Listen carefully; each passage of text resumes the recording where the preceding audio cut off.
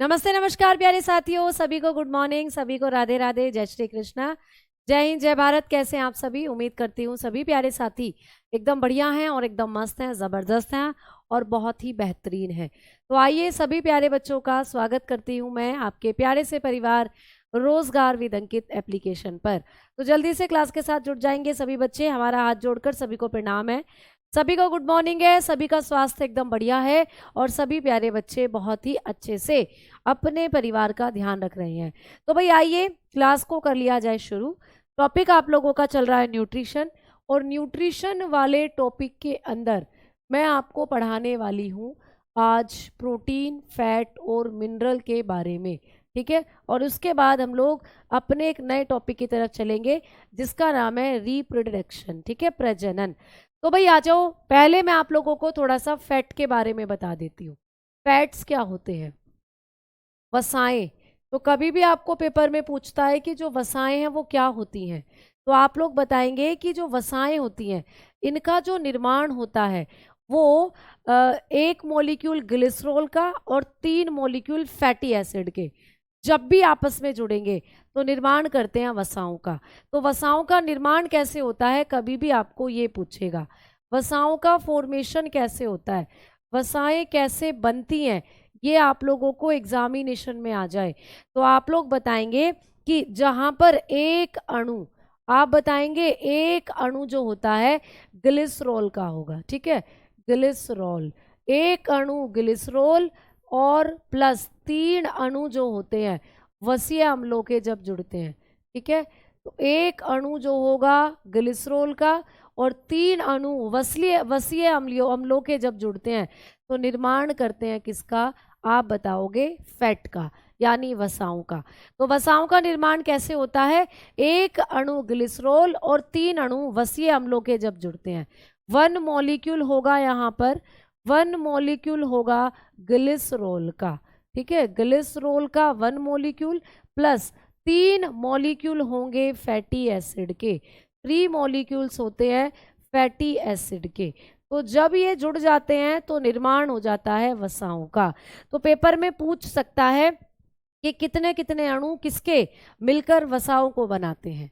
आगे बात करते हैं कि जो वसाएं होती हैं इनके अंदर कौन सा बॉन्ड होता है, इनके अंदर कौन सा बंध उपस्थित रहता है। जैसे कल हमने कार्बोहाइड्रेट पढ़ा था, कार्बोहाइड्रेट को बनाने के लिए कार्बन, हाइड्रोजन और ऑक्सीजन की जरूरत थी, और वसाओं को बनाने के लिए 3 अणु ग्लिसरॉल और 1 अणु ग्लिसरॉल और 3 अणु फैटी एसिड के चाहिए। ठीक है, अब जो वसाएं हैं इनके अंदर कौन सा बॉन्ड होता है? जैसे कल पढ़ा था कार्बोहाइड्रेट में होता है ग्लाइकोसाइडिक बॉन्ड, वैसे ही वसाओं के अंदर देखने को मिलता है एस्टर बंध। तो वसाओं के मध्य में बना होता है एस्टर बंध। ठीक है, एस्टर बॉन्ड। तो ये जो वसाएं होती हैं इनके बीच में आपको मिलते हैं एस्टर बॉन्ड। ठीक है, जैसे कि एक अणु ग्लिसरॉल का 3 अणु के फैटी एसिड के साथ जब जुड़ेगा तो बीच में जो बॉन्ड होंगे वो एस्टर बॉन्ड होते हैं। ठीक है, वसाएं क्या काम करती हैं, वसाओं का फंक्शन क्या होता है, जो वसाएं हैं इनका कार्य क्या होता है? तो वसाएं जो होती हैं ये हमें ऊर्जा देती हैं प्यारे साथियों, ऊर्जा प्रदान करती हैं। अब कार्बोहाइड्रेट तो तुरंत ऊर्जा प्रदान कर रहे थे, लेकिन ये जो वसाएं हैं ये क्या करती हैं? ये तुरंत ऊर्जा नहीं करती प्रदान, लेकिन ऊर्जा प्रदान करती हैं, प्रोवाइड एनर्जी। तो ये भी आपको एनर्जी प्रोवाइड करती हैं, तो इनका काम होता है प्रोवाइड एनर्जी। वसा प्रदान करती है हमें ऊर्जा, और सबसे ज्यादा ऊर्जा यही देती हैं वसाएं। कभी भी एग्जाम में क्वेश्चन आ जाए कि सबसे ज्यादा मोर अमाउंट में जो एनर्जी हम लोगों को देते हैं वो कौन से पोषक पदार्थ हैं, तो मोर अमाउंट में जो एनर्जी हम लोगों को देने का काम करती है वो करती हैं वसाएं। तो वसाएं सबसे ज्यादा एनर्जी हम लोगों को देती हैं। ठीक है, अब मैडम कितने एनर्जी देंगी? जैसे कि कल आपने कार्बोहाइड्रेट के बारे में बताया था कि कार्बोहाइड्रेट का एक मॉलिक्यूल जब जलता है तो 4.2 से 4.3 किलो कैलोरी एनर्जी मिलती है। वैसे ही अगर हम बात करते हैं एक मॉलिक्यूल या 1 ग्राम फैट को जब हम लोग खाते हैं तो लगभग हमें कितनी एनर्जी मिलती है? 1 ग्राम फैट को अगर आप खाओगे तो 9.2 से 9.3 किलो कैलोरी एनर्जी हम लोगों को मिलती है। तो ये भी पेपर में पूछा जाता है कि वसा का एक अणु या 1 ग्राम वसा को जब हम खाते हैं तो लगभग कितनी एनर्जी मिलती है, तो 9.2 से 9.3 किलो कैलोरी एनर्जी मिलती है। ठीक है, क्योंकि जो कार्बोहाइड्रेट्स थे वो तो कम दे रहे थे, 4.5 से 4.2 से 4.3 दे रहे थे, तो वसाओं के अंदर जो एनर्जी थी वो कम थी। ठीक है, क्या कमेंट नहीं पढ़ रही ma'am?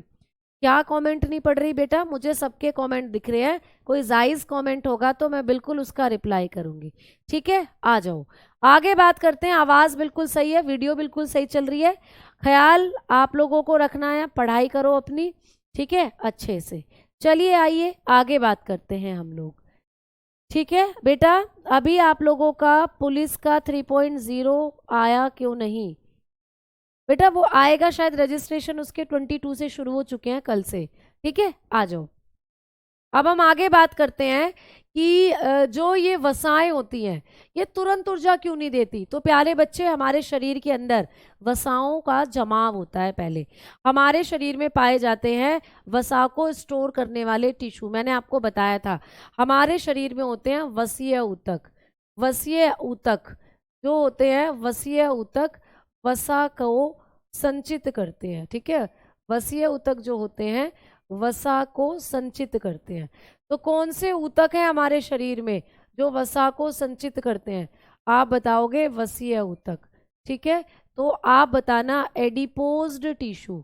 एडिपोज्ड tissue stored as adipose tissue stored fat. तो जो फैट आपके शरीर में है ना, वो पहले आपके वसीय ऊतकों में जाकर जमा होता है, फिर धीरे धीरे वो पिघलता है और एनर्जी हम लोगों को मिलती है। अच्छा, ये वसीय ऊतक कहाँ होते हैं? तो मैंने आपको बताया था ये वसीय ऊतक जो है आपकी त्वचा के नीचे होते हैं। ठीक है, त्वचा के नीचे होते हैं, त्वचा के नीचे यानी आपकी स्किन के नीचे होते हैं। तो ये होते हैं ब्लो टू स्किन, ये आप लोगों की स्किन के नीचे होते हैं, आप लोगों की त्वचा के नीचे होते हैं बेटा। आप लोग ये बात बताकर चलोगे। ठीक है, आ जाओ। अब आप लोग बताएंगे कि जो फैट है ये मैम कितने टाइप्स के होते हैं। तो अगर आप लोग बात करते हो फैट्स टाइप की, अगर आप बात करेंगे कि वसा कितने प्रकार की होती हैं, तो वसा जो होती हैं, वसा के प्रकार कितने होते हैं? तो वसा होती है 2 प्रकार की। ठीक है, वसा 2 प्रकार की है। कौन कौन सी? एक होती है संतृप्त वसाएं, एक है बेटा संतृप्त वसाएं, जिसको हम लोग कहते हैं अनसैचुरेटेड। ठीक है, या संतृप्त की बात कर रहे हैं तो सैचुरेटेड, पहले लिख लीजिए सैचुरेटेड फैट्स। तो सबसे पहले आप लोग पढ़ेंगे सैचुरेटेड, और उसके बाद जो दूसरी होती हैं असंतृप्त वसाएं। तो दूसरी होती हैं असंतृप्त वसाएं। ठीक है, जिसको कहा जाता है अनसैचुरेटेड, अनसैचुरेटेड फैट, जिसको कहते हैं अनसैचुरेटेड फैट्स। तो वसाएं 2 तरीके की होती हैं, सैचुरेटेड और अनसैचुरेटेड। आपको पेपर में पूछ लेगा कि कौन सी सैचुरेटेड होती हैं और कौन सी होती हैं अनसैचुरेटेड। ठीक है मैम, ऐप चालू नहीं हो रहा बेटा, एप्लीकेशन में बहुत दिन से दिक्कत चल रही है, कई बच्चों के ऐप हैं जो अपने आप बंद हो जा रहे हैं, तो इसलिए ऐसा हो रहा होगा। लेकिन आप लोग जो है, आपका कमेंट मेरे पास आ रहा है, इसीलिए ऐप चल रहा है, कोई दिक्कत नहीं है। ठीक है, हमने बात करी थी किसके बारे में? फैट के बारे में। जो वसाएं होती हैं इनका निर्माण कैसे होता है? तो वसाओं का निर्माण करने के लिए 1 अणु तुम्हें ग्लिसरॉल का लाना पड़ेगा और 3 अणु तुम्हें फैटी एसिड के लाने पड़ेंगे। ठीक है, इसीलिए जो वसाएं होती हैं इनको हम ट्राइग्लिसरॉल भी बोलते हैं, ट्राइग्लिसरॉल के नाम से भी जानी जाती हैं जो वसाएं होती हैं। तो वसाओं को हम लोग क्या कहते हैं? त्रिग्लिसरॉल के नाम से भी जानते हैं, त्रिग्लिसरॉल। तो वसाएं जो हैं इनको त्रिग्लिसरॉल भी कहा जाता है, या ट्राइग्लिसरॉल के नाम से भी जानी जाती हैं वसाएं, क्योंकि 1 अणु ग्लिसरॉल का और 3 अणु फैटी एसिड के जब जुड़ जाते हैं उसी को कहते हैं वसा। वसा बनाने के लिए कौन से बॉन्ड होते हैं? एस्टर बॉन्ड होते हैं। वसाओं का कार्य क्या है? ऊर्जा प्रदान करते हैं और सबसे ज्यादा ऊर्जा देती हैं वसाएं। 1 ग्राम फैट को जब आप जलाओगे, वसा को जलाओगे, तो 9.2 से 9.3 किलो कैलोरी एनर्जी हमें मिलेगी। वसा का जो जमाव है हमारे शरीर में वसीय ऊतकों में होता है, और वसीय ऊतक त्वचा के नीचे होते हैं। और फैट 2 तरीके के होते हैं, संतृप्त और असंतृप्त, सैचुरेटेड, अनसैचुरेटेड। आइए इन दोनों के बारे में बात करेंगे कि सैचुरेटेड कौन सी होती हैं और अनसैचुरेटेड कौन सी होती हैं। तो भाई संतृप्त वसाओं की अगर बात की जाएगी, संतृप्त वसाएं जिसको आप लोग कहते हैं, अभी अभी लिखा था पीछे, सैचुरेटेड, और आगे आप बात करते हो असंतृप्त वसाओं की। तो असंतृप्त वसाएं जो होती हैं ये भी कैसी हैं आपको पूछ लेगा। तो असंतृप्त वसाएं यानी अनसैचुरेटेड, अनसैचुरेटेड जो फैट होते हैं उनके बारे में बात करेंगे। तो पहली बात, सैचुरेटेड वसाएं जो होती हैं इनके बीच में जो बॉन्ड होते हैं ना, इनमें पाए जाते हैं सिंगल बॉन्ड। इनके अंदर रहते हैं प्यारे बच्चे सिंगल बॉन्ड, ठीक है, single bonds, single bond is present. तो इनके मध्य में आपको सिंगल बॉन्ड मिलता है। एकल बंध पाए जाते हैं इनके मध्य। पूछा जाएगा कि वो वसाएं जिनमें एकल बंध पाए जाते हैं क्या कहलाती हैं, तो उनको कहते हैं संतृप्त वसाएं। तो संतृप्त वसाएं जो है इनमें एकल बंध होता है, जैसे इस तरीके से एक ही बॉन्ड मिलता है बीच में इनके, ठीक है। अगर हम यहाँ पर बात करते हैं तो इनके अंदर ये द्विबंध या त्रिबंध वाले होते हैं, द्विबंध या त्रिबंध पाया जाता है। तो इनके अंदर द्विबंध या त्रिबंध पाया जाता है।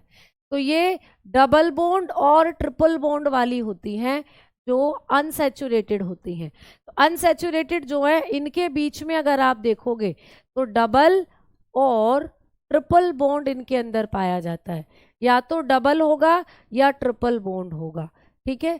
तो इनके अंदर क्या डिफरेंस आपको देखने को मिला कि यहाँ पर संतृप्त में तो एक ही बॉन्ड होता है, जबकि असंतृप्त वसाओं के अंदर आपको या तो डबल बॉन्ड देखने को मिलता है या ट्रिपल बॉन्ड देखने को मिलता है, ठीक है। आ जाओ आगे बात करते हैं।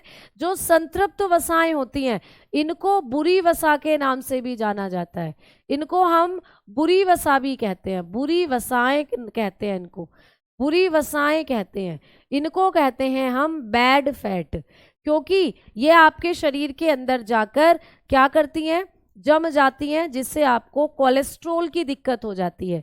तो इनको हम बुरी वसाएं कहते हैं, संतृप्त वसाओं को। यही हैं जो आपके शरीर के अंदर जाकर क्या करती हैं, आपको हार्ट अटैक या हृदय संबंधी रोगों से ग्रस्त कर देती हैं।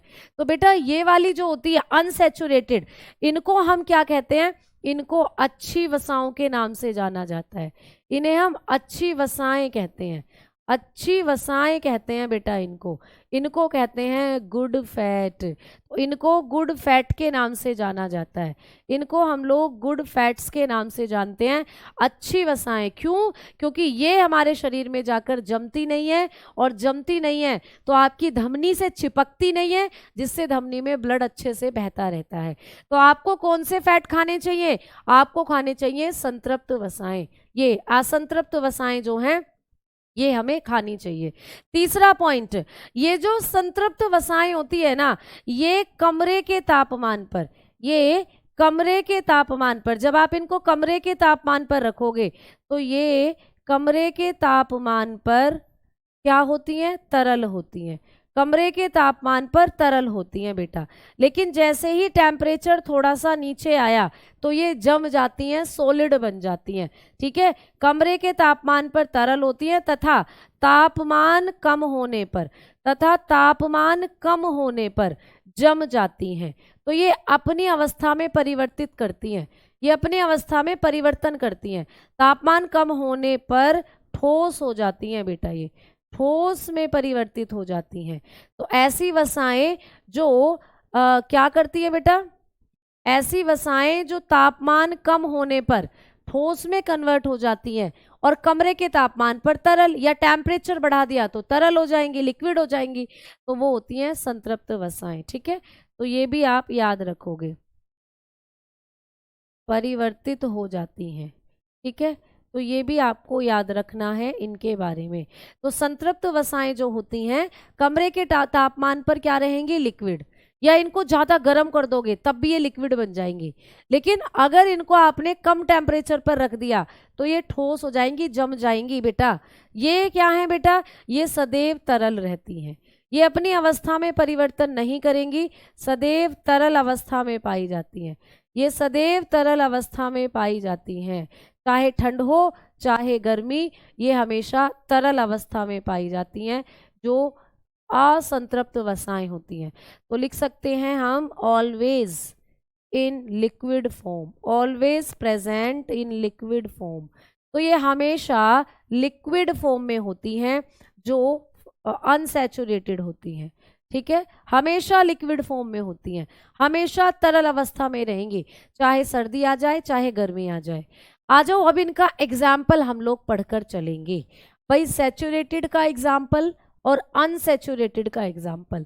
तो संतृप्त का एग्जाम्पल क्या है भाई, और असंतृप्त जो होती हैं इनका एग्जाम्पल क्या है। तो जब भी आपको संतृप्त का एग्जाम्पल पूछे तो आप लोग बताकर चलोगे कि मैडम जी जितनी भी जंतु वसाएं होती हैं, जंतु वसाएं, ऐसी वसाएं जो हमें जंतुओं से मिलती हैं, एनिमल फैट जो होता है, एनिमल फैट जो है वो संतृप्त वसाओं में आता है। जैसे कि आप लोग बताओगे घी, घी जो होता है आप खाते हो ना, घी, जो घी आप देखते हो ये क्या है बेटा, सर्दियाँ आएंगी तो जम जाएगा, और अभी वो लिक्विड है, अभी वो तरल होगा, लेकिन थोड़ा सा टेम्परेचर कम होते ही वो जमना शुरू हो जाता है। ठीक है, आप बता सकते हो डालडा, डालडा, डालडा जो है सबसे खराब है बेटा, डालडा। तो डालडा जो हम लोग खाते हैं तो ये भी क्या है, एक गंदी वसा है, आपके बॉडी के अंदर जाकर जम जाता है और हार्ट डिजीज करता है। तो डालडा भी आपने देखा है। ठीक है, तो ये हो जाती हैं आप लोगों की क्या, संतृप्त वसाएं। अगर आप और बात करते हो तो बेटा चीज़ जो आप लोग खाते हो, चीज़, चीज़ खाते हैं ना हम लोग, चीज़ वगैरह जो खाते हैं, आपने देखा है चीज़ पिज़्ज़ा पर डलती है, और जब पिज़्ज़ा गरम गरम रहता है तो चीज़ पिघली हुई रहती है, जैसे ही पिज़्ज़ा ठंडा होता है चीज़ एकदम चिपक जाती है, तो वो क्या होगी, टेम्परेचर कम होने पर एकदम सॉलिड बन जाती है। चीज़ के साथ साथ अगर आप लोग खाते हो आइसक्रीम वगैरह, ठीक है, आइसक्रीम के अंदर जो फैट होता है, आइसक्रीम की जो क्रीम होती है उसमें भी जो फैट होता है वो क्या होता है, आप बताओगे संतृप्त वसा। ये पेपर में पूछा गया था कि आइसक्रीम की क्रीम में जो फैट होता है वो किस प्रकार की वसा है, तो वो है संतृप्त वसा। ठीक है, तो ये सब आप लोगों की जो होती है, ये बेटा जो भी आप सॉसेस खाते हो, सॉस वगैरह खाते हो ना, तो ये सॉसेस जो होते हैं ये भी संतृप्त वसा के ही क्या होते हैं, सोर्स होते हैं। इनको खाने से भी हार्ट डिजीजेज होती हैं हमारे अंदर। तो ये हो गया प्यारे साथियों संतृप्त वसा का एग्जाम्पल। एक चीज नोट कर कर लिख लोगे, एक चीज नोट कर कर लिखोगे तो आपको पूछेगा कोकोनट, कोकोनट जो, कोकोनट ऑयल जो होता है ये संतृप्त वसा में आता है, नारियल का तेल। ठीक है, तो नारियल जो होता है, नारियल का जो तेल होता है ये भी आता है संतृप्त वसा के अंदर, क्योंकि आपने देखा है अभी नारियल का तेल पिघली हुई अवस्था में आपको दिखेगा, जो बोतल है उसमें पिघला हुआ है, लेकिन जैसे सर्दियां आ जाएंगी वो जम जाएगा बोतल के अंदर। तो ये भी अवस्था में परिवर्तन करता है, इसीलिए इसको भी रखा गया है संतृप्त वसा में। आ जाओ बात करते हैं असंतृप्त वसा की। तो असंतृप्त वसा में आते हैं वनस्पति तेल, जितने भी वनस्पति से निकलने वाले तेल हैं, वनस्पति तेल, वेजिटेबल ऑयल, तो इसके अंदर आते हैं वेजिटेबल ऑयल्स। तो वेजिटेबल ऑयल्स कौन कौन से होते हैं, तो वेजिटेबल ऑयल्स में आप लोग याद रखोगे कि भाई सूरजमुखी का तेल आता है, ठीक है, सनफ्लावर ऑयल बोलते हैं जिसको, सूरजमुखी, ठीक है, सूरजमुखी का तेल आता है जिसको आप सनफ्लावर ऑयल बोलते हो। जैसे रिफाइंड वगैरह होते हैं ना, ये सनफ्लावर ऑयल। और भैया आता है बादाम का तेल, ठीक है, दूसरे नंबर पर आलमंड ऑयल आता है, बादाम तेल आता है। तो बादाम का तेल भी सैचुरेटेड, अनसैचुरेटेड में आता है, आलमंड ऑयल जो होता है। ठीक है, तीसरे नंबर पर आता है, आप बताओगे ऑलिव ऑयल, जैतून का तेल, ये सबसे अच्छी क्वालिटी का होता है, जैतून का तेल। ठीक है, ऑलिव ऑयल बोलते हैं जिसको, ये बहुत अच्छी कैटेगरी का होता है, हमें यही खाना चाहिए ऑलिव ऑयल। ठीक है। 4th नंबर पर आप बता सकते हो सरसों का तेल, सरसों का तेल। तो प्यारे साथियों ये ऐसी वसाएं हैं जो हमेशा लिक्विड फॉर्म में रहती हैं, ठीक है। मस्टर्ड ऑयल, तो ये हमेशा लिक्विड फॉर्म में पाई जाती हैं, तो ये हो जाती हैं आपकी असंतृप्त वसाओं का उदाहरण, ठीक है। अब ये जो असंतृप्त वसा है इसमें नोट कर कर एक चीज आप लिखेंगे, इसमें नोट कर कर एक चीज लिख लेंगे, मछली का तेल। मछली का तेल हमारे अंदर फैट नहीं बढ़ाता है लेकिन है जंतु वसा। तो कभी भी मछली का तेल पूछेगा आपको, जंतु वसाएं तो भाई यहाँ आती है संतृप्त में, लेकिन यहाँ आती है वनस्पति, लेकिन ना एक दूसरे के अपवाद भी देखने को मिलेंगे। नारियल वनस्पति ही है, नारियल का तेल किस में आता है, संतृप्त में पूछ ले आपको।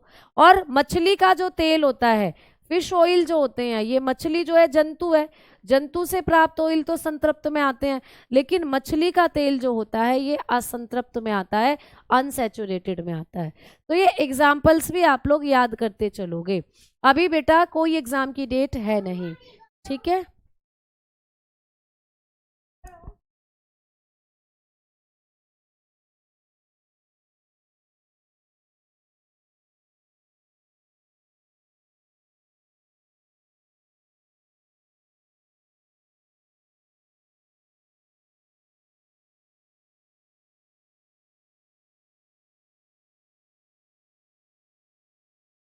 ठीक है भाई,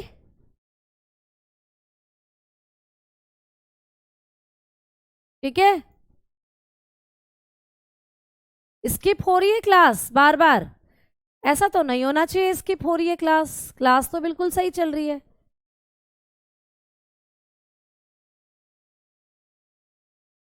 चलो आ जाओ, अब हम आगे बात कर रहे हैं। अब हम लोग बात करेंगे कि ये आपका हो गया सैचुरेटेड और अनसैचुरेटेड फैट के बारे में बातें। अब आओ आगे बात करते हैं प्रोटीन के बारे में। तो प्यारे साथियों जो अगली चीज आप लोगों को पढ़नी है वो होगी प्रोटीन। तो अब हम बात करते हैं प्रोटीन्स के बारे में, ठीक है। तो जो प्रोटीन्स होती हैं इनके बारे में आप लोगों को कैसे और क्या क्वेश्चन है जो एग्जामिनेशन में पूछा जा सकता है। अगर हम प्रोटीन के बारे में बात करेंगे, अगर हम प्रोटीन के संदर्भ में बात करते हैं, तो जो प्रोटीन होती हैं इनके बारे में भी आपको कुछ क्वेश्चंस पेपर में बन सकते हैं। तो चलिए प्यारे साथियों बात करते हैं प्रोटीन की। अगर हम प्रोटीन की बात करते हैं तो आपको पूछा जा सकता है कि जो प्रोटीन है, प्रोटीन शब्द को किसने दिया, तो आप लोग बता देते हैं बर्जीलियस, ठीक है। तो प्रोटीन शब्द की जो डिस्कवरी या प्रोटीन की जो डिस्कवरी है वो किसने करी थी, बर्जीलियस ने। किसने, बर्जीलियस, ठीक है। बर्जीलियस ने प्रोटीन की खोज करी थी, बर्जीलियस। तो बर्जीलियस नाम के साइंटिस्ट ने प्रोटीन की डिस्कवरी करी थी। प्रोटीन क्या होते हैं प्यारे बच्चों, तो प्रोटीन जो होते हैं इनको हम अमाइनो एसिड भी कहते हैं। तो ये क्या होती है, long chain of amino acid, long chain of amino acid, ठीक है। Long chain of amino acid यानी अमीनो एसिड जो होते हैं उनकी लंबी श्रृंखला ही क्या होती है, प्रोटीन। तो लिख सकते हो अमीनो अम्ल की, ठीक है, अमीनो अम्ल की लंबी श्रृंखला, अमीनो अम्ल की,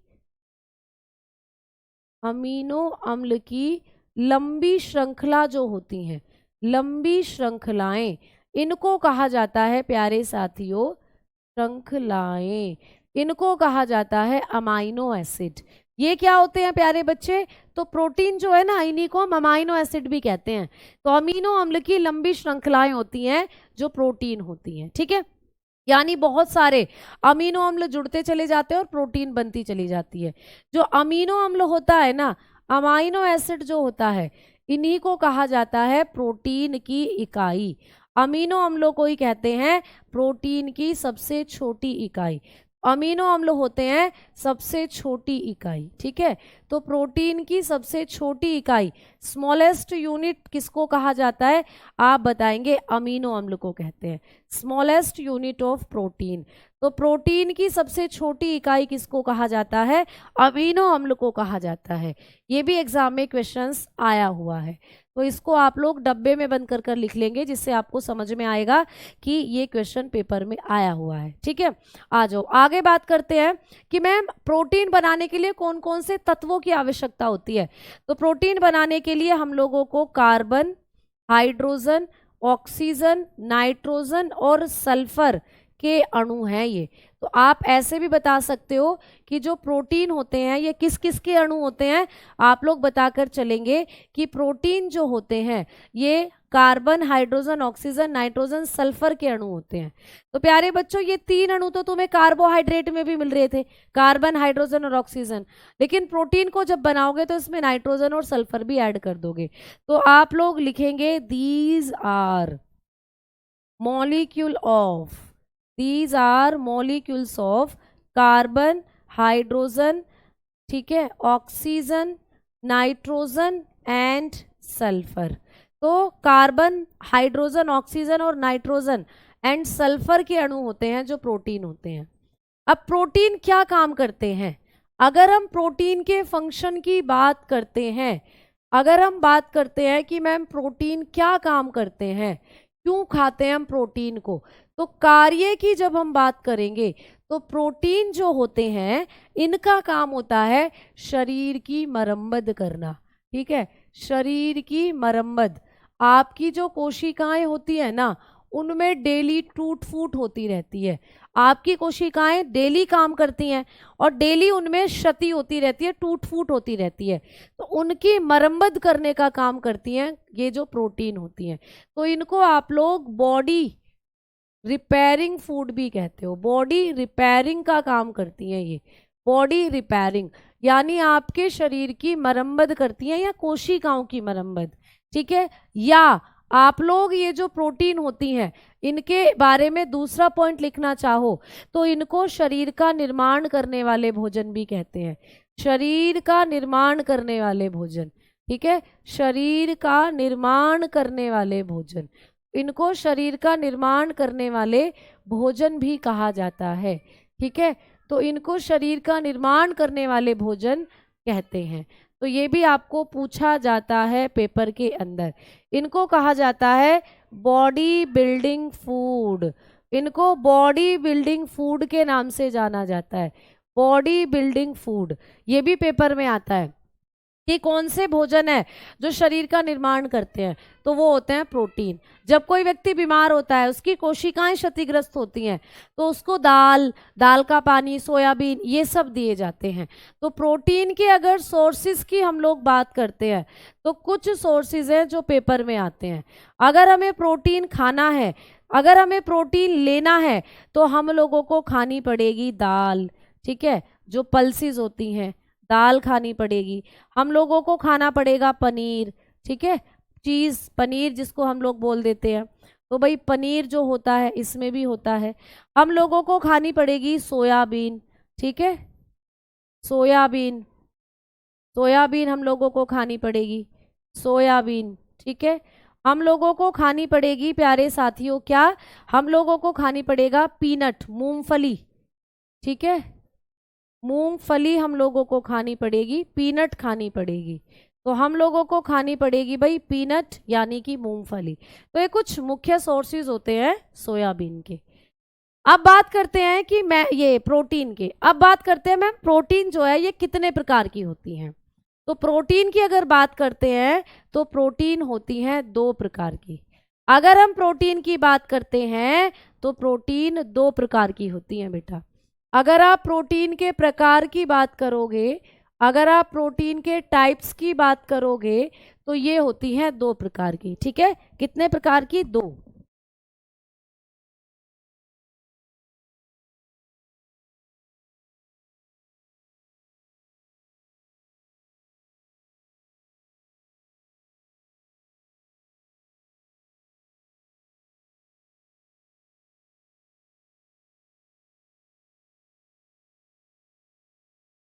एक सेकंड रुकिएगा प्यारे साथ।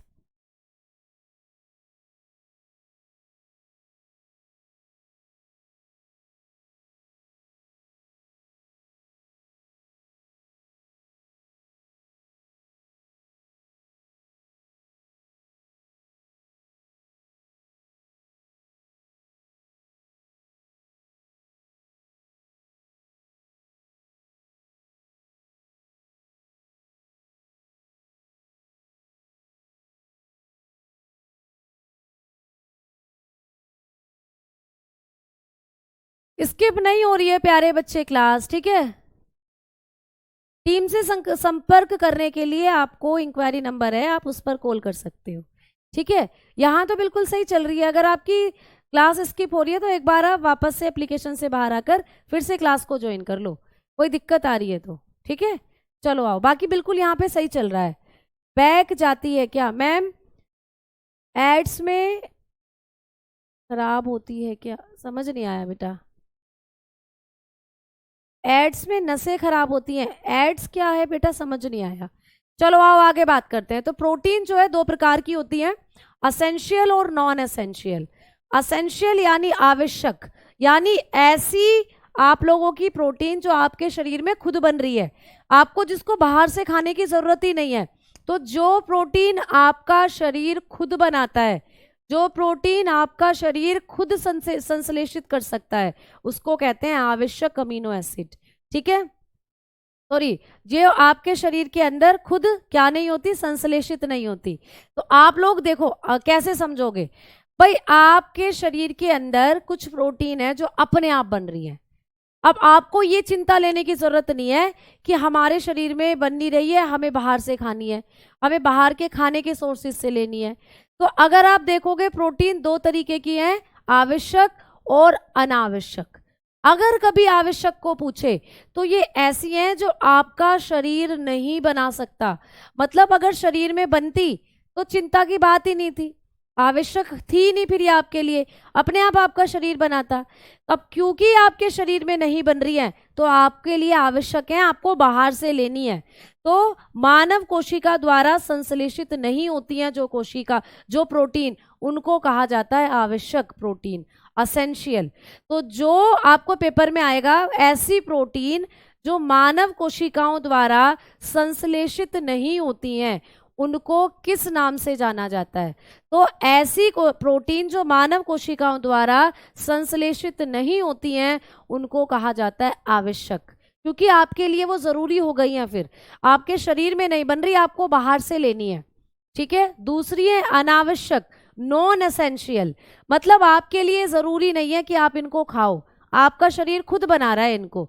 तो ये क्या है? मानव कोशिकाओं द्वारा संश्लेषित होती हैं। तो वो प्रोटीन जो हमारी कोशिकाओं के द्वारा संश्लेषित होती हैं, उनको क्या कहते हैं? उनको कहते हैं अनावश्यक। मतलब आप अपने शरीर पर छोड़ दो, चिंता मत लो, अपने आप बनाएगा शरीर, तो तुम्हारे लिए आवश्यक नहीं है, वो जितनी जरूरत होगी अपने आप शरीर बनाएगा। तो प्यारे साथियों, ऐसी प्रोटीन जो हमारा शरीर खुद बनाता है, उनको कहते हैं नॉन एसेंशियल। अब यहाँ से पेपर में क्वेश्चन आ सकता है आपको कि असेंशियल प्रोटीन कितनी होती हैं और नॉन एसेंशियल कितनी होती हैं। तो असेंशियल प्रोटीन, आवश्यक प्रोटीनों की अगर हमने बात करी तो ये संख्या में 9 होती हैं। 9 कितनी होती हैं? 9 होती हैं। कौन कौन सी हैं वो आपके सामने है, ठीक है। हिस्टाडाइन पूछ ले, आइसोल्यूसिन पूछ ले, ल्यूसिन पूछ ले, लाइसिन पूछ ले, मिथियोनिन पूछ ले, फिनाइल एलेनिन पूछ ले, थ्रोनिन पूछ ले, आपको पूछ ले ट्राइफेक्टोइन या विलाइन। ये 9 की 9 कोई सा भी नाम आ सकता है पेपर में कि इनमें से कौन सी एक आवश्यक प्रोटीन का एग्जाम्पल है, कौन सी एक अनावश्यक प्रोटीन का एग्जाम्पल है। तो आपको ये करनी पड़ेगी याद प्यारे साथियों, ठीक है। तो ये कोई भी आपको पूछता है, 9 है ये, इन 9 में से कोई भी पूछता है, ये सारी की सारी आवश्यक होती है, ये सारी की सारी हैं असेंशियल अमाइनो एसिड या असेंशियल प्रोटीन, ठीक है। चलो आगे बात करते हैं कि मैम नॉन एसेंशियल कितनी है? तो ये होती है 11। अनावश्यक प्रोटीन जो है, जो आपका शरीर बना रहा है खुद, ये है 11। कौन कौन सी है? एलेनिन है, इसमें से एलेनिन बहुत इंपॉर्टेंट है, आर्जिनिन होती है, बहुत इंपॉर्टेंट है, ठीक है। एस्पार्टिक अम्ल पूछ लेता है पेपर के अंदर, ठीक। ग्लूटामाइन या ग्लूटेमिक एसिड ये पूछ लेता है, ये बहुत इंपॉर्टेंट है। ग्लाइसिन पूछ लेता है, ठीक है। टायरोसिन पूछ लेता है, सेराइन पूछ लेता है। तो जिन पर मैंने टिक लगाए हैं ये तो पूछी गई हैं पेपर में, जिन पर मैंने टिक लगाए हैं ये तो पूछी ही गई हैं पेपर में, तो इनको भी आपको करना पड़ेगा याद। तो ये 11 अमाइनो एसिड ऐसे हैं जो आपके शरीर के अंदर आपका शरीर खुद बनाएगा, इनको आपको बाहर से लेने की आवश्यकता नहीं है। तो एग्जाम्पल देकर पूछ लेता है कि कौन सी आवश्यक अमाइनो एसिड है और कौन सी अनावश्यक होती है। समझ में आ गई बेटा? क्लियर? तो ये आप लोगों को चीजें हैं जो याद कर कर चलनी है। तो प्रोटीन भी हो गया खत्म। अब बात करते हैं थोड़ी सी मिनरल्स के बारे में। अब मिनरल्स के बारे में आपको ज्यादा कुछ नहीं पढ़ना। मिनरल्स जो होते हैं जिसको आप कहते हो खनिज, प्यारे साथियों खनिज लवण जो होते हैं आपके शरीर में पाए जाते हैं, कुछ खनिज लवण जैसे कि जिसको आप मिनरल कहते हो। आपके शरीर के अंदर कुछ मिनरल्स होते हैं और मिनरल्स जो हैं ये आपके शरीर में दो तरीके के हैं। खनिजों को भी आपके शरीर में दो भागों में बांटा गया है। जैसे कि आपने पढ़ा था कि पोषक पदार्थ दो होते हैं, माइक्रो और मैक्रो, वैसे ही मिनरल भी दो हैं। माइक्रो यानी सूक्ष्म जिसकी मात्रा आपको कम चाहिए, और मैक्रो यानी कि ज़्यादा मात्रा वाले जो खनिज पदार्थ होते हैं, तो इनको कहते हैं वृहद। आपको पेपर में पूछेगा कि कौन से खनिज पदार्थ सूक्ष्म हैं और कौन से खनिज पदार्थ ज़्यादा मात्रा में चाहिए। तो आपको जब भी पूछे तो आप लोग बताकर चलोगे कुछ इस तरीके से। सॉरी भाई, मुझे डेली एक छींक आती है तुम्हारी क्लास में, है ना। चलो, तो देखो मैक्रो जो होते हैं प्यारे साथियों, मैक्रो का मतलब होगा वृहद, ऐसे पोषक पदार्थ जो आपको ज़्यादा मात्रा में चाहिए, यानी इनकी मात्रा आपको 100 मिलीग्राम पर डे से ज़्यादा चाहिए ही चाहिए। जैसे कि कैल्शियम, याद रखना पेपर में आ जाए कि कैल्शियम जो होता है वो कैसा पोषक पदार्थ है, आप बताना वृहद है, ज़्यादा मात्रा में चाहिए। कैल्शियम आपकी हड्डियों के लिए ज़रूरी है बेटा। फॉस्फोरस जो होता है ये भी आपकी हड्डी और आपके दांतों के लिए बहुत ज़रूरी है बेटा। मैग्नीशियम, ठीक है, मैग्नीशियम आपकी हड्डियों के लिए बहुत ज़रूरी है। मैग्नीशियम आपकी मसल्स जो आपकी मांसपेशियां हैं उनके लिए भी बहुत ज़रूरी है। सल्फर हो गया, ठीक है, सल्फर हो गया, सोडियम हो गया जो आप नमक के द्वारा लेते हो, सोडियम, ठीक है।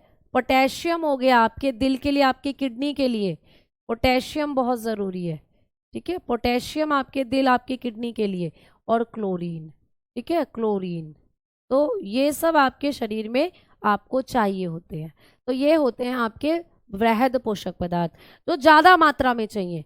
और ये है मैक्रो यानी कि सूक्ष्म पोषक पदार्थ, ठीक है, सूक्ष्म पोषक पदार्थ। अगर आपको कभी भी पेपर में पूछता है कि सूक्ष्म पोषक पदार्थ कौन से होते हैं, तो सूक्ष्म पोषक पदार्थ में आप लोग बताओगे लोहा, ठीक है, लोहा, आयरन जिसको आप बोलते हो, जिंक हो गया बेटा, जिंक जो आप लोगों की किसके लिए ज़रूरी है, इंसुलिन जो आपके शरीर में बनता है, इंसुलिन बनने के लिए जिंक बहुत ज़रूरी है। पूछ लेगा इंसुलिन जो आपके शरीर में हार्मोन बनता है वो किस तत्व की वजह से बनता है, तो आप बताओगे जिंक की वजह से। कॉपर हो गया बेटा, आयोडीन आपने पढ़ा है आपके शरीर में जो आपकी थायराइड ग्रंथि है उसके लिए पूछ लेता है, ठीक है, उसके लिए पूछ लेगा।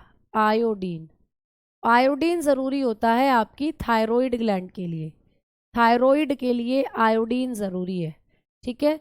फ्लोराइड आपके दांतों के लिए ज़रूरी होता है, फ्लोराइड दांतों के लिए, दांतों को क्षति से बचाता है, ठीक है। मैग्नीज पूछ लेगा, सेलेनियम पूछ लेगा, क्रोमियम पूछ लेगा, मोलिब्डेनम पूछ लेगा। सबसे कम हमारे शरीर में पाया जाता है मोलिब्डेनम, सबसे कम पाया जाता है। तो लेस अमाउंट में कौन सा खनिज पदार्थ है हमारे शरीर में, मोलिब्डेनम है, ठीक है। समझ में आ गई बात। तो ये सिर्फ इतने हैं जो आपको यहाँ से जो क्वेश्चन बन सकते हैं। अच्छा, अगर मैं आप लोगों को थोड़ा सा बताऊं कि मैग्नीज, ये जो मैग्नीशियम है ये किसके लिए ज़रूरी है, तो आप लोग बताएंगे आपकी हड्डी के लिए, आपकी मांसपेशियों के लिए, हमारी तंत्रिकाओं के लिए। तो आपके शरीर में जो आपकी तंत्रिका हैं, आपकी पेशी हैं और आपकी हड्डियां हैं, इनके लिए ज़रूरी होता है मैग्नीशियम, ठीक है। पोटेशियम किसके लिए ज़रूरी है? तो आप बताओगे आपके हृदय के लिए, ठीक है। ये भी आपकी तंत्रिका कोशिकाओं के लिए ज़रूरी है, जो आपके शरीर में तंत्रिका कोशिकाएं हैं उनके लिए ज़रूरी है, ठीक है। आपको पूछ ले आयोडीन, तो पहले ही बता चुकी हूँ, थायराइड के लिए आयोडीन बहुत ज़रूरी है। तो ये भी पूछ सकता है कि कौन सा खनिज पदार्थ कौन से अंग के लिए ज़रूरी है, ठीक है। समझ में आई बात? चलो, सोर्सेस तो इनके बेसिकली नहीं पूछता। आयरन आपके फेफड़ों के लिए बहुत ज़रूरी है, आयरन जो है वो फेफड़ों के लिए बहुत ज़रूरी है, हमारे खून के लिए बहुत ज़रूरी है, आयरन से खून बनता है।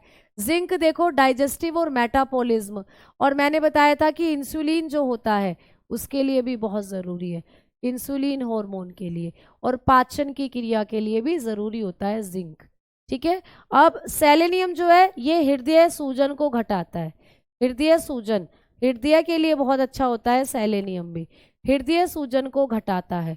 अगर किसी के दिल में, दिल की मांसपेशियों में सूजन है तो सेलेनियम। क्रोमियम, ये भी आप लोगों के लिए ब्लड के लिए बहुत अच्छा होता है, आपके रुधिर के लिए। ऐसे करके इनके थोड़े थोड़े से काम जो है वो आपको याद होने चाहिए, ठीक है बेटा। ठीक, समझ में आ गई बात? चलो, वाइट कलम से लिखूं? अब तो हो गया, इसमें अब कुछ है ही नहीं ऐसा। तो ये सारी चीज़ें थी जो आपको पढ़नी थी इस चैप्टर से। तो डाइजेशन वाला चैप्टर हो गया है ख़त्म। अब हम चल रहे हैं हमारे अगले टॉपिक की तरफ, है ना।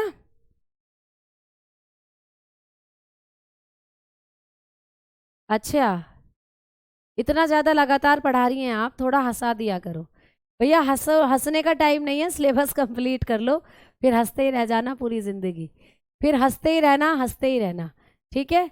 चलो आओ आगे बात करते हैं, आप रिप्रोडक्टिव सिस्टम की बात करते हैं, ठीक भाई। किडनी, मैम मुझे किडनी में स्टोन है, दवा खाते हैं ठीक नहीं होता है, ऑपरेशन भी करा चुके हैं। अरे वाह, ऑपरेशन भी करवा लिया फिर भी नहीं निकल रही है, तो कैल्शियम आपके शरीर में ज़्यादा हो रहा है बेटा, डॉक्टर से बात करो, दवाई खाओ और हेल्दी रहो। आज वो बात करते हैं भाई रिप्रोडक्टिव सिस्टम की।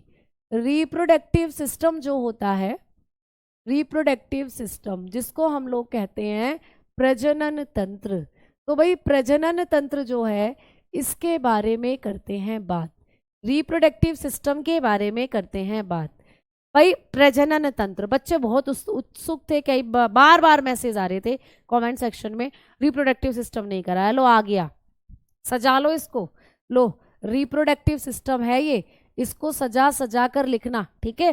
तारे वारे लगाकर, स्टार स्टार लगाकर लिख लेना कि भाई मैडम रिप्रोडक्टिव सिस्टम करवा रही हैं। तो सबसे पहले तो बात करेंगे कि मैम प्रजनन क्या होता है, सबसे पहले बात करेंगे रिप्रोडक्शन क्या होता है।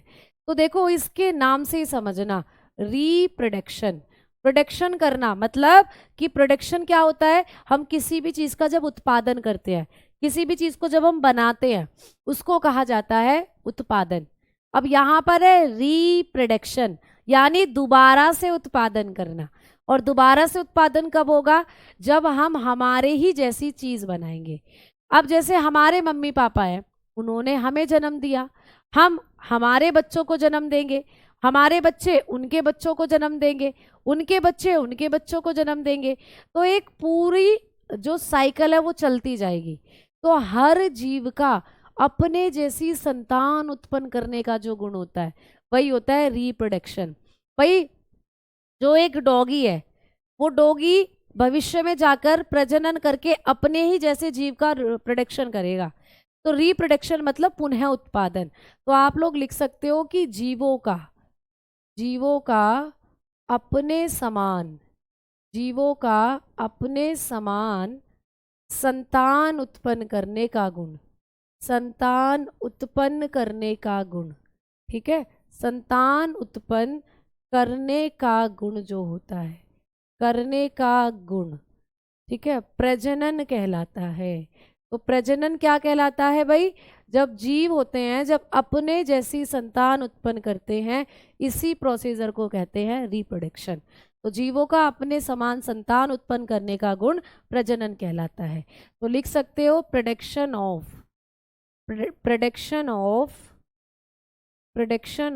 Same kind of same kind offspring. Offspring होते हैं संतान, ठीक है। Production of same kind offspring by organism, by organism, by organisms is called या इज नोन एज रिप्रोडक्शन। तो बात समझ में आई। भविष्य में हर जीव अपनी जनसंख्या को बढ़ाने के लिए अपनी संतान पैदा करता है। तो संतान पैदा करने का ये जो गुण होता है, इसी को कहा जाता है रिप्रोडक्शन, या इसी को कहा जाता है प्रजनन। समझ में आ गई बात? क्लियर? तो ये है भाई नेक्स्ट डे। नहीं भैया आज ही पढ़ाऊंगी, मैं तो आज ही पढ़ाऊंगी, ठीक है। चलो आगे बात करें अब हम लोग। अनीता बोल रही है कि मैम जी नींद बहुत आती है। भैया नींद आती है जिसको वो सो जाओ जाकर, कोई इलाज नहीं है इसका, सो जाओ मजे से। और फिर पूरी जिंदगी ऐसा काम करोगे फिर नींद कभी आएगी ही नहीं। अभी पढ़ते हुए नींद आती है ना, तो फिर अभी सो जाओ मजे से। लेकिन फ्यूचर में जब कहीं कोई नौकरी नहीं मिलेगी, फिर रिक्शा चलाओगे और मजदूरी करोगे, तो आगे नींद आएगी नहीं, क्योंकि सोने का टाइम ही नहीं मिलेगा। पैसे कमाने में लग जाओगे और पैसे भी उतने नहीं मिलेंगे फिर। ठीक, चलो आ जाओ, अब हम आगे बात करते हैं। तो आप लोगों को ये जो प्रोसीजर था ये समझ में आ चुका है। अब हम बढ़ेंगे आगे की तरफ। आगे की तरफ आपको बताऊंगी कि जो रिप्रोडक्शन होता है कितने प्रकार का होता है। तो आप बात करेंगे टाइप्स ऑफ रिप्रोडक्शन की। टाइप्स ऑफ रिप्रोडक्शन यानी कि प्रजनन के प्रकार। तो प्रजनन जो होता है वो कितने प्रकार का होता है, प्रजनन के प्रकार अब हम लोग पढ़ेंगे। तो प्रजनन जो होता है ये होता है दो तरीके का। तो इस संसार में जितने भी जीव हैं वो दो तरीके से प्रजनन करते हैं, ठीक है। दो तरीके से होता है रिप्रोडक्शन।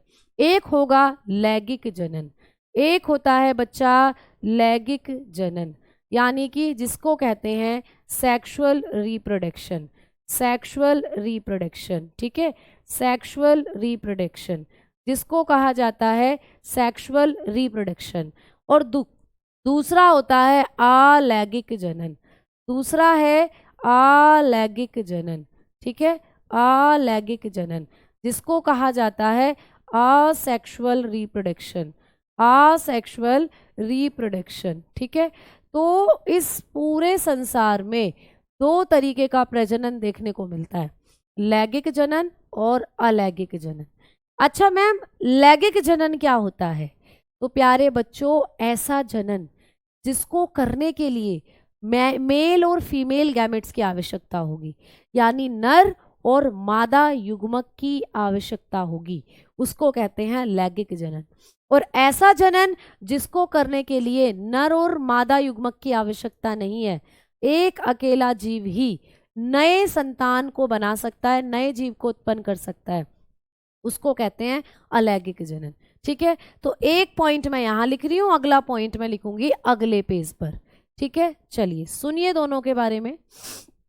लैंगिक जनन होता है जो भी उच्च वर्ग के पेड़ पौधे हैं उनमें। तो लिख लीजिएगा यह है उच्च वर्ग के, उच्च वर्गों के जीव जंतुओं में होता है, जीव जंतुओं में होता है, ठीक है। ये उच्च वर्ग के जो जीव जंतु है ना उनमें होता है बेटा। उच्च वर्ग का मतलब है जो अच्छे खासे डेवलप्ड है, जो अच्छे खासे विकसित हो चुके हैं, उनमें होता है लैंगिक जनन।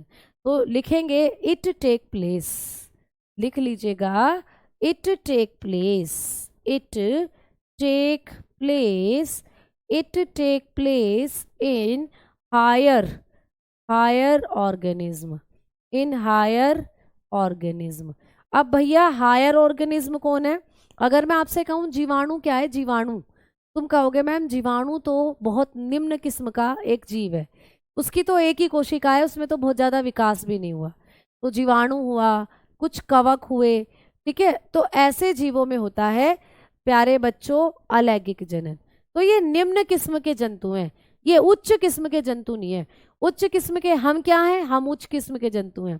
आम का पेड़, नीम का पेड़, गुड़हल का पेड़, जितने भी तुम पेड़ देखते हो सब उच्च किस्म के हैं। तो जितने भी विकसित पौधे हैं, जितने भी विकसित जंतु हैं, उनमें होता है लैंगिक जनन। ठीक है। अब ये जो होता है ये निम्न किस्म के या निम्न वर्गों के, ये किसमें होगा? निम्न वर्गों के जीव जंतुओं में होता है, जीव जंतुओं में होता है। तो ये देखने को मिलता है तुम्हें लोअर कैटेगरी के जो ऑर्गेनिज्म है, ठीक है, जंतुओं में होता है। समझ में आई बात? तो लिखेंगे it is take place, it is take place, it is take place in lower organism, जैसे बैक्टीरिया वगैरह हैं, मैंने अभी बताया कवक हैं, उनमें होता है अलैंगिक जनन। ठीक है, तो दोनों के बारे में एक एक पॉइंट आपको समझ में आ गया। ठीक है, अब मैं आपको करा रही हूँ रिवाइज, और इन दोनों के बारे में कल की क्लास में हम और भी पॉइंट्स पढ़ने वाले हैं। तो आज की क्लास में हमने जो शुरुआत करी थी वो करी थी वसाओं के साथ। हमने आज की क्लास में जो पढ़ा था वो पढ़ा था वसाओं को, यानी कि फैट को। ठीक है, एक बार रिवाइज करा रही हूँ, जिन भी बच्चों को थोड़ा सी भी कोई दिक्कत है वो यहाँ पर आप क्लियर कर लीजिए। भाई वसाओं के बारे में हमने पढ़ा, वसाएं क्या होती हैं? तो वसाएं होती हैं ट्राइग्लिसरॉल। ठीक है, मेरे हिसाब से तो सही चल रही है स्पीड, बट कुछ बच्चों को लग रहा है तेज, तो एक बार मैं रिवाइज करा रही हूँ, आप समझ लीजिए। वसाओं को कहा जाता है ट्राइग्लिसराइड। क्यों कहते हैं? क्योंकि वसाओं का निर्माण एक अणु ग्लिसरॉल और 3 अणु फैटी एसिड के जुड़ने से होता है। तो जहां भी एक अणु ग्लिसरॉल का और 3 अणु फैटी एसिड के जुड़ेंगे तो निर्माण हो जाएगा फैटी एसिड या वसाओं का। ठीक है, अब बात करते हैं वसाओं को बनाने के लिए कौन से बॉन्ड देखने को मिलते हैं। तो वसाओं को बनाने के लिए इस्तेमाल होते हैं एस्टर बॉन्ड। ठीक है, आगे पूछेगा वसाओं का कार्य क्या होता है, तो वसाएं हमें सबसे ज्यादा ऊर्जा प्रदान करती हैं। अब मैम वसाएं जो है 1 ग्राम वसा को जलाया जाएगा तो कितनी ऊर्जा मिलेगी? 9.2 से 9.3 किलो कैलोरी एनर्जी हमें मिलेगी। अगर हम बात करते हैं कि कौन से ऊतक हमारे शरीर में वसा को जमाते हैं या वसा का स्टोरेज करते हैं, तो एडिपोज टिश्यू। ठीक है, वसाएं जो है 2 प्रकार की हैं, संतृप्त वसाएं हैं, असंतृप्त वसाएं हैं, सैचुरेटेड और अनसैचुरेटेड। अगर हम सैचुरेटेड की बात करते हैं तो इनके बीच में सिंगल बॉन्ड होता है। अगर हम अनसैचुरेटेड की बात करते हैं तो यहाँ डबल या ट्रिपल बॉन्ड आपको देखने को मिल सकता है। ये सैचुरेटेड जो है ये बुरी वसाएं हैं, बैड फैट, क्योंकि ये हमारी धमनी और शिराओं, धमनी के अंदर जम जाती हैं, जिससे ब्लड आगे नहीं बह पाता और हार्ट अटैक हो सकता है। ये अच्छी वसाएं हैं क्योंकि ये कभी भी धमनी में जमती नहीं है। ठीक है, ये कमरे के तापमान पर तरल होती हैं तथा तापमान कम होने पर क्या हो जाती हैं? ये सॉलिड बन जाती हैं। ठीक है, जबकि ये क्या है? ये सदैव तरल अवस्था में होती हैं। तो ये क्या कर सकती है? चेंज देयर स्टेट, ये अपनी स्टेट को चेंज कर सकती हैं जो सैचुरेटेड होती हैं। फिर हमने आगे बात करी कि मैम जो संतृप्त हैं इसका एग्जाम्पल क्या होता है, तो एनिमल फैट, जितने भी जंतुओं से निकलने वाले फैट है, जैसे घी हो गया, डालडा हो गया, है ना, चीज हो गई, आइसक्रीम हो गई, सॉस हो गया, ये सब होते हैं किसके एग्जाम्पल? संतृप्त वसा के। और इसका एक एग्जाम्पल लिखवाया था कोकोनट ऑयल, वनस्पति तेल है कोकोनट ऑयल। अब बात करते हैं असंतृप्त वसाओं की, तो असंतृप्त वसाओं का एग्जाम्पल होते हैं वनस्पति तेल, जो कि हमें वनस्पति से मिलते हैं, जैसे सरसों का तेल, बादाम का तेल, तिल का तेल, सरसों का तेल, जैतून का तेल, बहुत सारे आते हैं। ठीक है, ये सब हो जाते हैं। अब यहाँ पर मैंने मछली का तेल जो है वो भी असंतृप्त में ही आपको बताया है, याद रखोगे।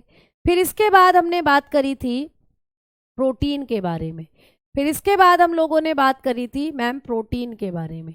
तो प्रोटीन की अगर हम लोग बात करते हैं तो प्रोटीन की खोज या प्रोटीन शब्द बर्जीलियस ने दिया। और प्रोटीन जो है ये क्या है? ये अमीनो अम्ल की लंबी लंबी श्रृंखलाएं हैं, यानी ये अमीनो अम्ल है, ये अमीनो अम्ल है, ये अमीनो अम्ल है, ये अमीनो अम्ल है। अमीनो अम्ल जब जुड़ते चले जाएंगे तो निर्माण होगा प्रोटीन का, या प्रोटीन को बनाने के लिए जो सबसे छोटी इकाई है वही होती है अमीनो अम्ल। ठीक है, चलो अब प्रोटीन को बनाने के लिए कौन कौन से तत्व हमें लेने हैं? कार्बन, हाइड्रोजन, ऑक्सीजन, नाइट्रोजन और सल्फर लेना है। तो इन पांचों तत्वों से मिलकर बना होता है प्रोटीन। और प्रोटीन के अंदर भी आपको पूछ ले कि कौन से बॉन्ड होते हैं, प्रोटीन को बनाने में भी कौन से बंध होते हैं, तो बताना पेप्टाइड बॉन्ड। ठीक है, पेप्टाइड बॉन्ड की जरूरत पड़ती है प्रोटीन को बनाने में। तो प्रोटीन को बनाने में पेप्टाइड बंध होते हैं जो इस्तेमाल किए जाते हैं। ठीक है, बंध मैंने आपको तीनों के बताए, कार्बोहाइड्रेट में ग्लाइकोसाइडिक बंध, फैट में एस्टर बंध और प्रोटीन में पेप्टाइड बंध। ये आपको पूछ सकता है पेपर में। ठीक है, फिर हमने बात करी थी कि जो प्रोटीन होती हैं ये कितने प्रकार की होती हैं, तो दो होती हैं भाई, आवश्यक होती है और अनावश्यक होती है। ठीक है, आवश्यक होती है और अनावश्यक होती है। बेटा मैंने सैचुरेटेड और अनसैचुरेटेड का आपको प्रैक्टिस सेट, बिहार वाला प्रैक्टिस सेट आप देखते नहीं हो, तो ये केमिस्ट्री में आपने पढ़े भी होंगे कि एल्कीन, एल्काइन, एल्केन ये सैचुरेटेड हाइड्रोकार्बन और अनसैचुरेटेड हाइड्रोकार्बन के एग्जाम्पल होते हैं। एल्केन जो होता है उनमें सिंगल बॉन्ड है तो वो सैचुरेटेड है, जबकि एल्काइन और एल्कीन जो है ये डबल और ट्रिपल बॉन्ड से होते हैं, इनको कहते हैं अनसैचुरेटेड हाइड्रोकार्बन। तो ये चीज़ें आपने वहाँ पढ़ी होंगी फॉर्मुलेशन में। ठीक है, चलो, डालडा तो वनस्पति ऑयल है भैया, डालडा वनस्पति ऑयल नहीं है, डालडा एक ब्रांड है, ब्रांड। डालडा कोई वो नहीं है, डालडा एक ब्रांड का नाम है। और वो डालडा जो होता है इतना खराब है, वो सुअर की चर्बी है बेटा। जो सुअर होता है ना उसके लीवर के आसपास जो चर्बी होती है वो जो इकट्ठा हुई होती है वही होता है डालडा। तो उस डालडे का वनस्पतिक वो है वो फैट, तो वो बहुत गंदा है, सबसे चीपेस्ट क्वालिटी का होता है। ठीक है, ठीक है, हाँ मोल्डर ने सबसे पहले ढूंढा। ठीक है, लेकिन जब मैंने यहाँ पे क्या कहा कि प्रोटीन जो शब्द आप लोग बताते हो, प्रोटीन वर्ड, प्रोटीन टर्म, इसके आगे लिख लेना कि यहाँ पे लिख लेना, जो प्रोटीन टर्म होती है ना, प्रोटीन जो शब्द है, प्रोटीन टर्म या प्रोटीन शब्द जो है, इसको जो खोजा था सबसे पहले वो बर्जीलियस ने खोजा था। ठीक है, चलो आओ फिर प्रोटीन की बात हमने करी कि जो प्रोटीन होता है ये दो तरीके की हैं, आवश्यक और अनावश्यक। आवश्यक वो जो हमारे शरीर की कोशिकाएं नहीं बना रही हैं, और अनावश्यक वो जो हमारे शरीर की कोशिकाएं बना रही हैं। अब आपको पूछे कि टोटल कितनी अमाइनो कितनी प्रोटीन है, तो आप बताओगे टोटल 20 प्रोटीन होती हैं। मैम 20 में से कितनी आवश्यक है और कितनी अनावश्यक है? अगर मैं यहाँ पर लिखती हूँ तो टोटल जो प्रोटीन है वो कितनी है प्यारे साथी? 20 प्रकार की प्रोटीन है।